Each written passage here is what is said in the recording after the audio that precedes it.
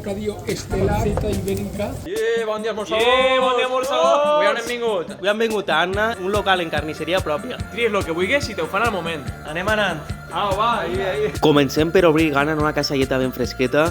Està perfecta, A la vostra salut. Per a picar trauen cacaos olives i un plat en ceba i tomaca. Però també podeu demanar algun entrant o la seva ensalada més completa en mentresca i anchoes o el seu torrezno o cona, que estaven espectaculars. Vale, Nacho, explícanos un poco los bocadillos que nos has sacado. Pues nada, os he sacado una representación que es Gastrobar con la carnicería, que es la madre de todo, donde ahí hacemos una elaboración artesana y casera y la plasmamos en bocadillos. Una liza artesana natural con francesa, que es un buen contraste. Así está Johnny pegant limós. Què tal? Es nota la brasa que tenemos. El toque de brasa que me encanta. Es que no lo mismo.